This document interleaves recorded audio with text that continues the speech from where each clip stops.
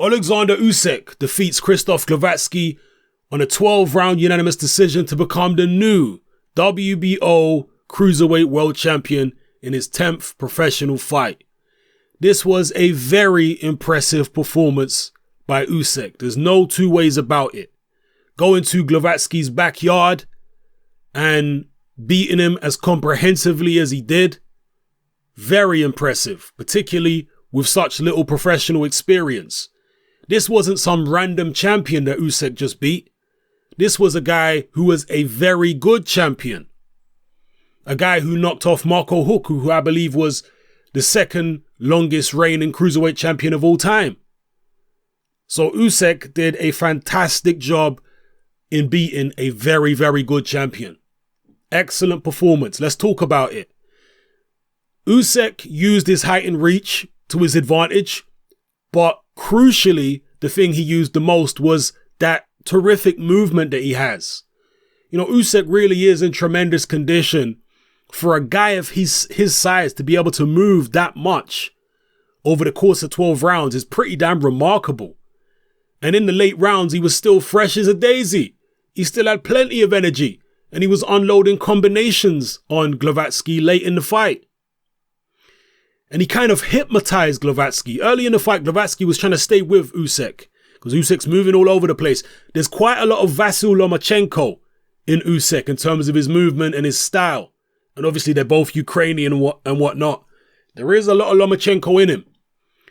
And that type of constant back and forth, side to side movement, it takes its toll on a fighter psychologically when they're trying to keep up with that.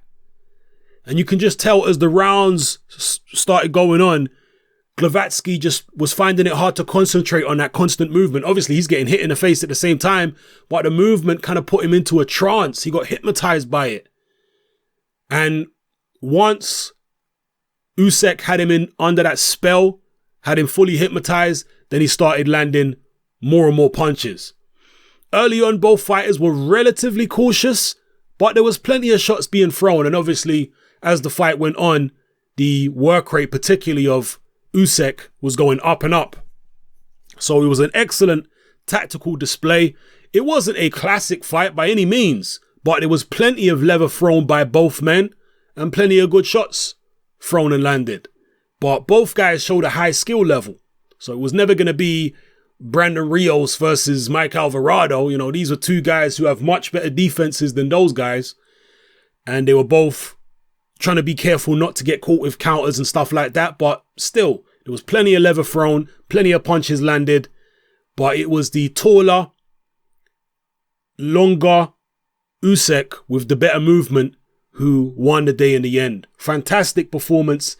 And he is going to be a problem in the cruiserweight division, people. I'm not sure I can pick anybody right now I can think of to beat him.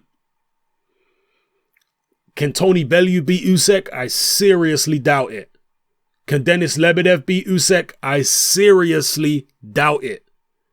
Who's going to knock this guy off? I can't think of anybody at the moment who I would pick over him.